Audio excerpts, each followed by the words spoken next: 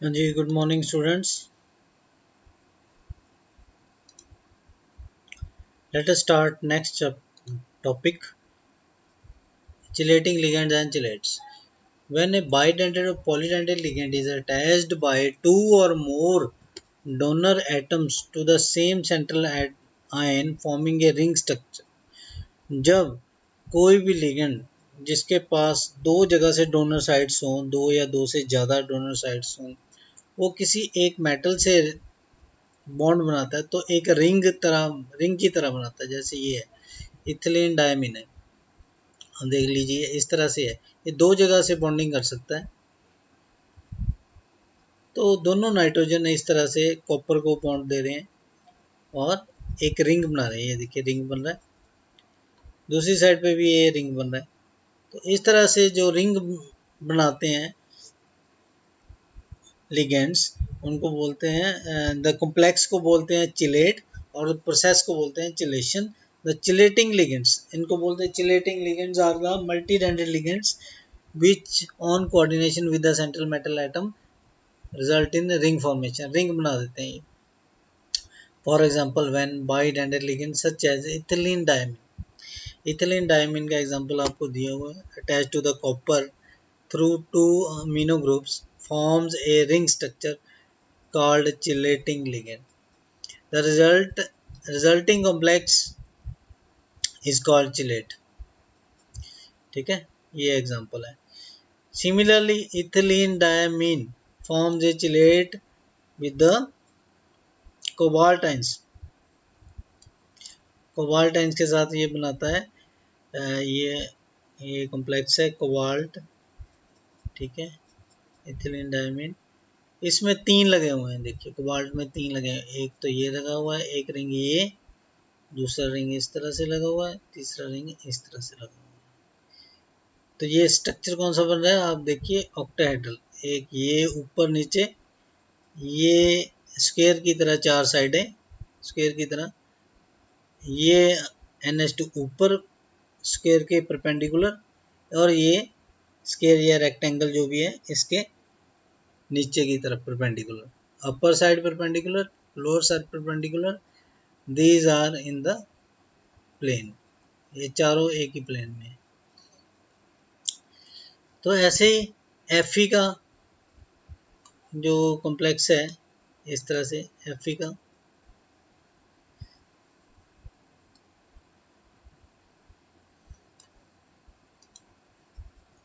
इसमें आप देख सकते हैं Fe वाले में, तो Fe में ऑक्सिलेट लिंक लगा हुआ है, oxalate ring, one ring, two ring, three ring. तो ये भी ऑक्टाहेड्रल स्ट्रक्चर है। ये चार ओ है, जो ये चार ओ रेक्टेंगल बना रहे हैं, और रेक्टेंगल के परपेंडिकुलर ये वाला ओ, और ये वाला परपेंडिकुलर है, लोअर साइड परपेंडिकुलर, और ये upper side perpendicular. Octahedral ligand structure बन रहा है कॉम्प्लेक्स का। The chelates are cyclic compounds that are formed when ligand bind with the central metal। so chelates क्या है, साइक्लिक और रिंग कंपाउंड्स हैं जो बनते हैं जब लिगेंड बाइंड करता है सेंट्रल मेटल एटम को थ्रू टू और more atom ligands. All types of bidentate, tridentate, pentadentate, hexadentate can act as chelating. सारे चिलेटिंग लिगेंड की तरह एक्ट कर सकते हैं। Generally the chelated complex are more stable than the non chelating.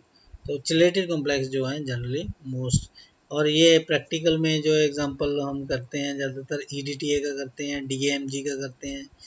ठीक है, DMG का करते हैं, और ये ऑक्सीजन का ये एग्जांपल दिखाया हुआ है, DMG डाइमिथाइल ग्लाइऑक्साइम। तो इसमें निकल लगता है, तो निकल देखिए कैसे लगता है, ये इस तरह से निकल लगता है, और ये इसमें हाइड्रोजन बॉन्ड भी बना हुआ है, ऑक्सीजन और हाइड्रोजन के साथ हाइड्रोजन बॉन्ड भी बना हुआ है। तो निकल DMG कॉम्प्लेक्स बोलते हैं इसको, चिलेट बोलते हैं, क्योंकि इसमें रिंग बन रहा है। ये देखिए रिंग बन रहा है। और नेक्स्ट है ऑक्सीजन का एग्जांपल है, ये देखिए एक तरफ नाइट्रोजन एक तरफ ऑक्सीजन, ये नाइट्रोजन और ऑक्सीजन दोनों दे रहे हैं, तो इस तरह से चिलेट बना रहे हैं। Factor affecting the chelates, chelates को क्या फैक्टर अफेक्ट करते हैं? स्टेबिलिटी चिलेट्स की किसके ऊपर डिपेंड करती है? Chelate effect. ठीक है, चिलेट इफेक्ट क्या होता है? Chelate effect are more stable than the complexes by the chelating ligand that EDTA are more stable than those by the monodentate ligand। ये मोनोडेंटेट है, वाटर और अमोनिया एक एक ही पेयर देते हैं, एक जगह से बॉन्डिंग करते हैं, इनसे ज़्यादा स्टेबल है EDTA। This enhanced stability of complex containing chelating ligand is called chelating effect। जो स्टेबिलिटी इंक्रीज होती है इसकी वजह से उसको हम बोलते हैं चिलेटिंग इफेक्ट। जैसे ये निकल, ये अमोनिया कॉम्प्लेक्स है, निकल अमोनिया कॉम्प्लेक्स, ये देखिए इसका स्टेबिलिटी कांस्टेंट है 8.61 और इसका सेम EN लगा दिया, EN ग्रुप है इथिलीन डायमीन, इसमें क्या हो गया? इसमें चिलेटिंग रिंग बन गए, तो ये इसकी स्टेबिलिटी ज़्यादा 18, तो इस तरह से इंक्रीज हो जाती है। The chelating fact can be understood on the basis of entropy change. ये कैसे हम इसको एंट्रोपी की हेल्प से, एंट्रोपी चेंज से हम आइडिया लगा सकते हैं कैसे स्टेबल है। We know during the formation of metal complexes the water molecules are solvated. क्या होता है जब ये बॉन्ड टूटता है, जो फॉर्मेशन होती है, सबसे पहले निकल के साथ, ये जो निकल है इसके साथ H2O आगे अटैक करेगा, सबसे पहले H2O आगे अटैक करेगा, ठीक है, are replaced with the ligands. Aqua solution में जब इसको कॉम्प्लेक्स को रख देंगे तो लिगेंड्स को कौन रिप्लेस करेगा? वाटर करेगा। During chelation there is entropy increase. अब जो चिलेशन हो रही होती है तो एंट्रोपी इंक्रीज हुई,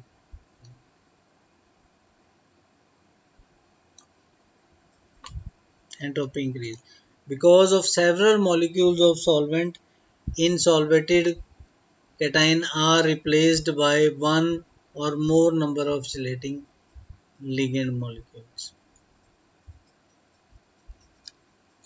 क्योंकि क्या है कि सेवरल मॉलिक्यूल जो है सॉल्वेंट के, इन सॉल्वेटेड केटायन में are replaced by chelating ligand. जो वाटर लगा हुआ, सबसे पहले वाटर जो लगा था उसको रिप्लेस कर रहा है, कौन कर रहा है?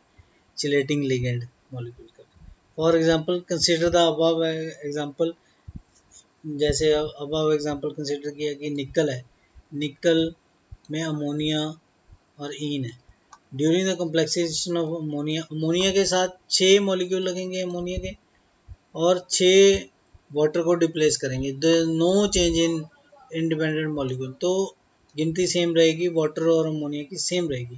पर जब ये ईन के साथ, इथिलीन डायमीन के साथ रिएक्ट कर रहा है तो 3 जो ईन के मॉलिक्यूल हैं डिप्लेस करेंगे 6, क्योंकि वो 2 जगह से बॉन्डिंग कर रहा है एक मॉलिक्यूल, तो दोनों को रिप्लेस करेगा, तो टोटल 6 वाटर मॉलिक्यूल को 3 मॉलिक्यूल ईन के रिप्लेस कर देंगे। क्योंकि ये इसमें 2 डोनेटिंग पेयर होते हैं, इसमें एक ही होता है, तो ये 6 लगेंगे, उसकी बजाय ये 3 लगेंगे, तो 3 ही रिप्लेस करेंगे 6 को।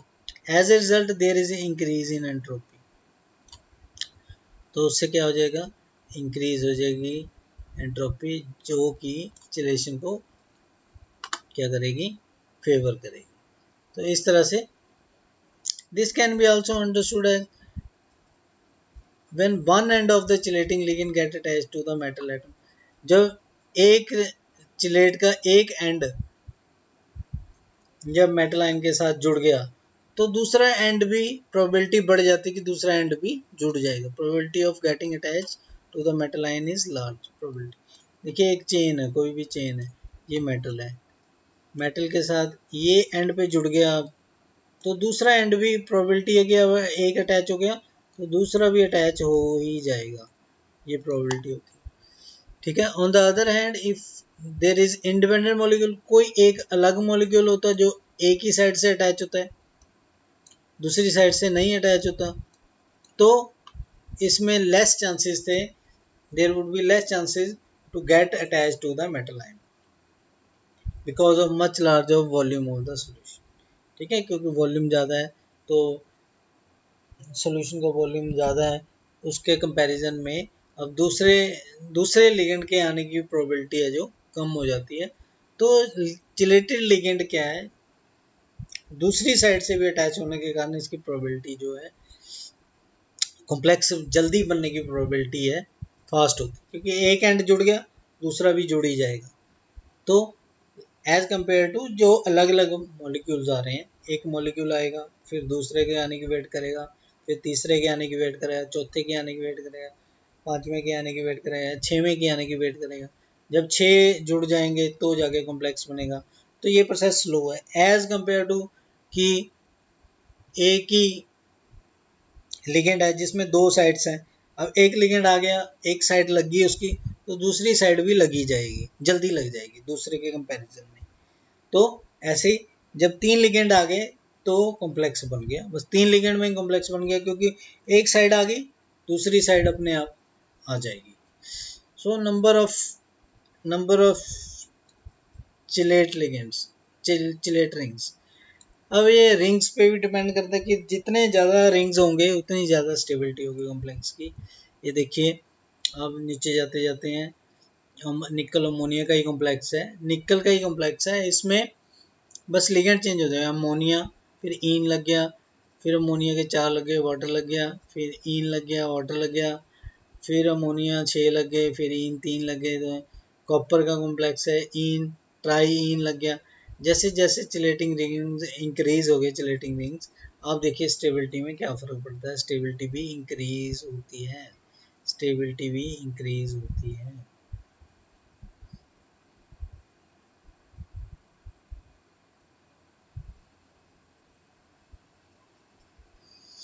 ये रेज़ टू पावर 14,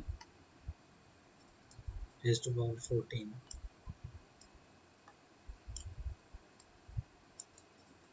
ठीक है, और ये देखिए ट्राई इन 3। ठीक है, तो ये देखिए वैल्यूज देखिए, अब raise to power 20, raise to power 14। तो जैसे जैसे नंबर ऑफ रिंग्स ज़्यादा इंक्रीज हो रहे हैं, स्टेबिलिटी बढ़ रही है। Size of the chelating ligand, अब चिलेटिंग लिगेंड का साइज भी डिपेंड करता है, साइज कैसा है। इट हैज़ बीन ऑब्जर्व्ड के 5 member ring are most stable, 5 member.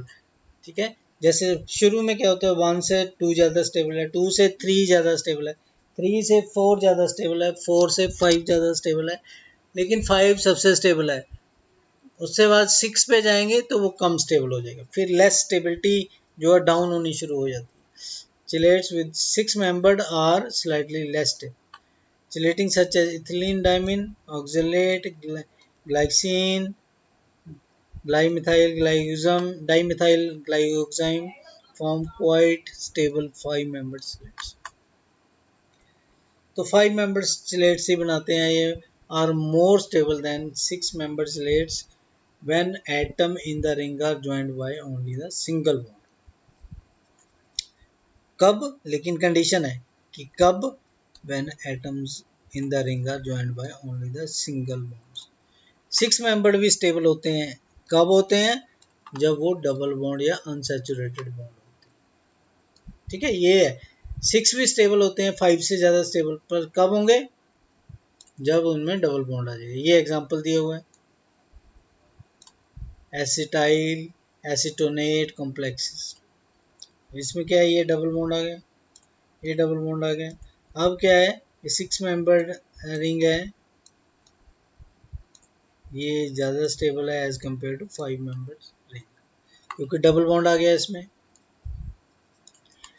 Ring of the other size is greater than are known but these are unstable, और भी हैं पर अनस्टेबल है, उससे ज़्यादा भी हैं पर अनस्टेबल है। Show little chelating fact, chelating fact इतना नहीं है क्योंकि रिंग जितना बड़ा हो जाएगा उतना ज़्यादा अनस्टेबल हो जाएगा, रिंग को संभालना मुश्किल हो जाएगा।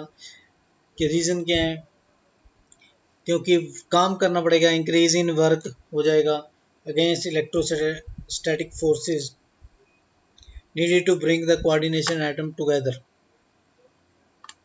for bonding। तो इलेक्ट्रोस्टैटिक फोर्स को इकट्ठा करना पड़ता मॉलिक्यूल्स को, उसके हिसाब से वर्क करना पड़ेगा, जो कि ज़्यादा एनर्जी लगेगी, वो उतना पॉसिबल नहीं है। Reduce effective concentration on the other side of the ligand. अब जितनी ज़्यादा चेन बड़ी हो जाएगी, 7 मेंबर हो जाएगी, तो दूसरी एंड पे जो ये देखिए, एक ये चेन है, एक ये इतनी बड़ी चेन है। अब ये दोनों एंड मेटल को अटैच हो जाएंगे, इस मेटल को ये भी अटैच हो जाएगा, ये भी अटैच हो जाएगा, ये एंड भी। लेकिन अगर ये एंड अटैच हो गया मेटल को, दूसरे एंड के लिए इतना दूर से आके बॉन्डिंग करनी मुश्किल है, तो ये मुश्किल है। Relative difficulty of finding the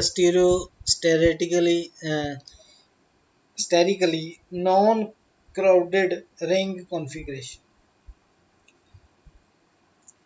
तो ये डिफ़िकल्टी है इसमें कि नॉन क्राउडेड रिंग का ऐसा कॉर्नर ढूंढना दूसरी साइड से आके कि जहाँ पे रश कम हो और आसानी से अटैक हो, इसके लिए थोड़ा मुश्किल है।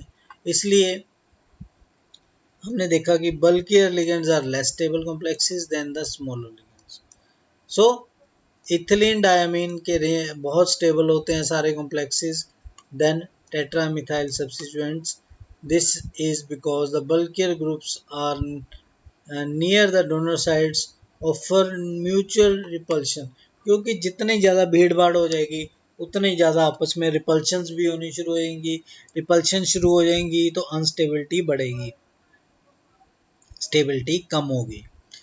ठीक है, तो ये थोड़े से एग्जांपल्स हैं, ये खुद ही कर लेना, वॉर्नर थ्योरी के हिसाब से ये एग्जांपल दिए हुए हैं, ये क्वेश्चन देख लेना। ठीक है, so this is all for today, बाकी हम कल करेंगे। ओके।